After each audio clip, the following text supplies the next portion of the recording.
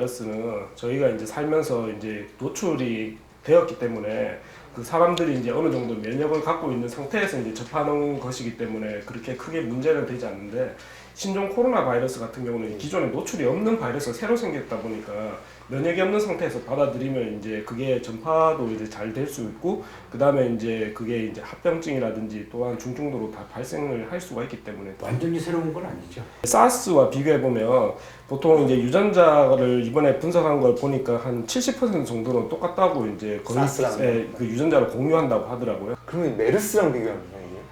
그 메르스도 이제 그 똑같은 이제 그 코로나 바이러스 중에 일종인데요. 근데 그거는 이제 이게 코로나 바이러스의 특징이 동물에서 있다가 사람에게 전파되는 건데, 그것은 이제 전파되는 동물의 종류에 따라 좀 다릅니다. 그래서 이제 메르스는 잘 아시다시피 이제 낙타에 있다가 그게 사람에게 전파가 됐고요.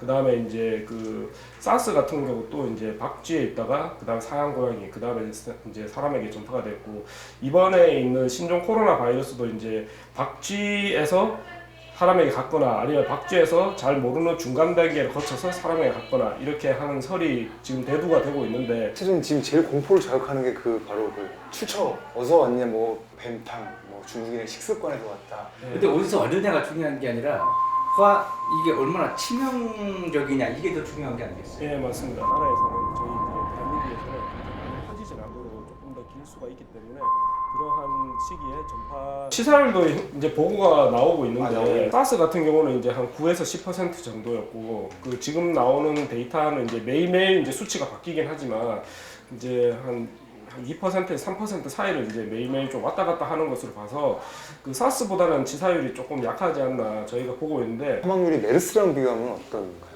메르스보다 더 낮죠. 메르스는 이제 한창 유행했을 때 거의 30% 이상 이렇게 육박이 된 적이 있었는데, 근데 지금은 이제 그 정도까지는 아니죠. 이 똑같은 균이라도 어떤 사람한테 도치사율이 높고, 예를 들어서 몸이 약한 사람은 도치사율이. 그다음 또 한 가지는 같은 균이 한국에 온 거하고 일본에 간 거하고 미국에 간 거고, 그 지역의 사람들이 갖고 있는 면역력이 어느 정도냐.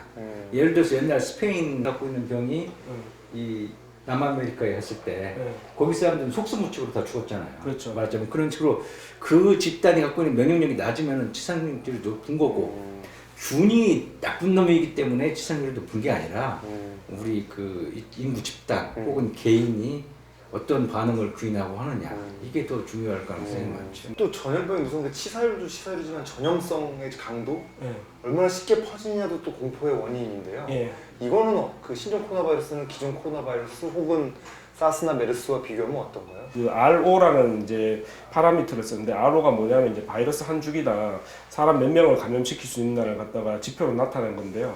그것은 이제 한 2.5 정도로 보고 있는데, 그게 이제 사스보다는 낮고, 그 다음에 메르스 지역사회 감염 때보다는 조금 높은 수준으로 파악이 되고 있습니다. 사람에게 전파가 됐고, 이번에 있는 신종 코로나 바이러스도 이제 박쥐에서 눈으로 감염된다, 이런 얘기들이 좀 많더라고요. 이건 어떤 의미인가요? 점막으로 감염된다는 것이죠. 그게 이제 그 접촉과 비말로 전파가 됩니다.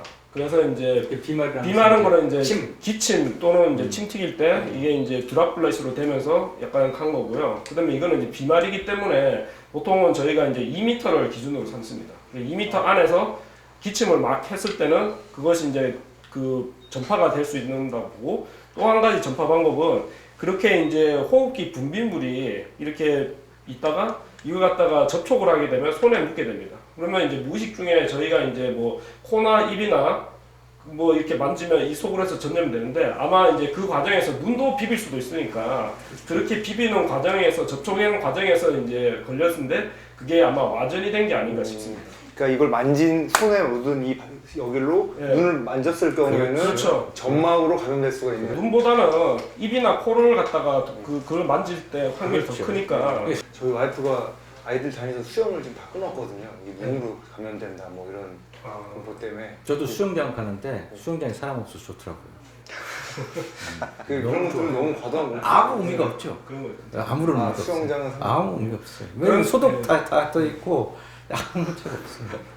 그런데 이제 뭐 사람들이 아무래도 많이 보이는 공간은 좀 자제하는 게 좋은데, 예? 사람이 그러면 그 중국산 음식도 먹지 말아야 한다 이런 또 공포들도 좀 있던데 이런 거는 중국산 안 먹으면 굶어 죽는 거 아니에요, 우리? 근데 지금 현실적으로. 네, 그거는 뭐 말이 안 좀 뭐 요리해서 먹는다든지 입으로 뭐 먹는다든지 별 문제 없어요. 근데 중국산 당근 이런 거 먹어도 괜찮아요. 그거는 뭐 깨끗이 씻어서 먹으면 나오죠. 현재까지 문제가 깨끗이 씻어서 안 씻어서 먹는다든지 그럼 배탈 날 수도 있고 여러 가지 생길 수 있지만 상식적으로 할 수 있는 위생 수준을 지키고 조리를 잘 한다면 크게 문제가 생기지 않을 거라고 생각합니다. 심지어 중국에서는 택배를 또 무서워하는 사람들도 있더라고요. 택배 거기 중국 사람들 중에 걸린 사람이 택배를 만지고 이게 비행기 타고 넘어와서 그 알려진 바는 명확하지 않아서 택배를 만지고 코를 열심히 후비면은 가능성이 없다고 말할 수 없겠죠. 뭐 그게 뭐 그렇지 않으면은 손 씻어버리면은 아무 문제 없는 거죠.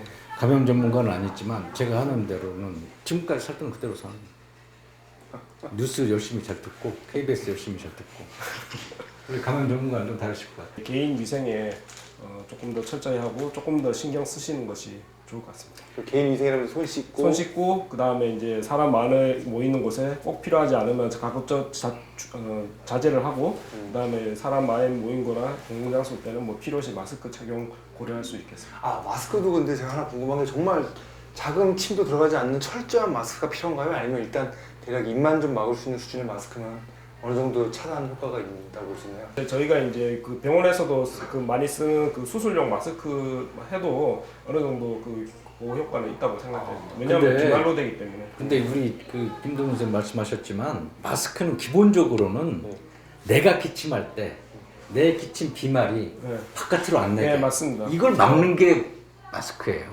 이걸 그러니까 여기 균을 나를 보호하기 위한 게 아니라 내가 기침했을 때 옆에 사람을 보호하기 위해서 마스크를 하는 거예요.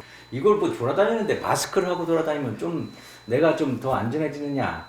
이거는 의학적으로 굉장히 애매하죠. 약간 컨트로버셜한 면이 좀 있긴 합니다만 그래도 뭐 걱정되니까 하죠. 글쎄요, 저는 그런 거 없는데 이제 그 사람들하고 접촉했을 때 중국 갔다 온 사람하고 접촉했을 때 문제가 있을 수가 있으니까 말하자면 그 27일 날 주위에서 경계로 이제 격상을 했습니다. 그 경계로 격상한 배경은 이게 이제 지역사회 전파가 있을 때 이제 보통 경계를 하게 되는데 아직까지 그 대한민국에서 지역사회 전파가 증거는 없지만 그래도 가능성이 있기 때문에 지역사회 전파라는 것은 중국에 갔다 오지 않은 사람도 맞습니다. 양성이 나왔을 때 예, 맞습니다. 그때를 말하는 건데 그게 말하는 건데 우리나라에서는 지금 지역사회 전파 즉 중국에 갔다 오지 않은 사람이 갔다 온 사람한테 옮은 상황은 없는 거죠. 없지만 가능성이 있을 수도 있기 때문에 왜냐하면 미적 접촉자가 지금 많이 파악이 됐지 않습니까? 그래서 이제 그것을 그 선제적으로 지금 대응하기 위해서 격상을 했던 거고요. 제 생각에는 선제적으로 그렇게 대응하는 것은 매우 적절한 조치라고 생각이 되어집니다. 이 카더라가 되게 많은데 사실은 신종 코로나 바이러스 말 그대로 신종이니까 사실은 밝혀진 게 많이 없다고 봐야 되는 거 아닌가요? 그렇죠. 실제로는 아직 초기 단계. 예, 맞습니다. 환자 발생이 사실은 뭐 수십만 명, 수백만 명인 상황이 전혀 아니기 때문에 앞으로 어떻게 될지 알 수가 없는 것이고 네. 사실 알 수 없다는 게 좀 더 무서운 것이긴 하지만 그렇다고 해서 이게 뭐 큰 병이 될 가능성이 지금 많으니까 정말 난리 났다 이런 상황은 전혀 아니거든요. 친구가 보냈더라고요. 이 병원에 의원에 이렇게 표시를 붙였다 이거예요. 네, 맞습니다. 중국 갔다 오신 분들은 병원에 오지 말라 이거지 간단히 말해서. 1339가 질병통제. 1339가 이제 응급 그 센터인데요. 갑자기 궁금해서 1339의 전화는 누가 받나요? 아마 그 역학조사관이 받을 역학조사관이란 분들은 의사는 아니시고 이제 의사가 많습니다. 아 의사. 그 전문 애들은 감염병에 대해서 충분한 지식이 있고 제일 많이 알 필요는 없어요 사실은. 근데 그 전문 헤드가 그 1339 아닌가요? 1339가 전화번호지 사람이 딱 나와야죠. 그 사람이 사람을 국가에서 딱 지정을 해서 이번에는 감염병 누가 맡아서 그걸 진두 지휘해라 이렇게 해주셔야지 이 오소리티가 쓰고 이 카드라 통신에 대해서 아니라 지금 감염병 전문이신 김종원 선생님의 말씀이 딱 나와서 딱 드는 것이지. 질병관리본부 브리핑이 그나마 제일 오피셜하고 공식 능력이 있다고 맞습니다. 그래서 이제 질병관리본부 누가 그 경계로 올라갔기 때문에 아마 질병관리본부도 누구예요? 그 아마 보건복지부 장관이 직접 아니, 진도 근데 지휘하는 질병관리본부센터에서 이게 사실 아마 지휘를 보건복지부 하고 장관은 있는 거예요. 서포트를 하는 거고 사실 보건복지부 장관님이 의사도 아니고 의사이시지 않나요? 의사였나? 잘 모르겠습니다. 그리고 또 의사를 할지라도 무슨 이쪽에 무슨 저도 내과 의사지만 명색이 지금 선생님 모시지 않고서는 사실 제가 뭐 이바 딴 것도 할 수 없는 상황이거든요. 물 주셔서 저 좀 마시면 되겠죠? 마지막.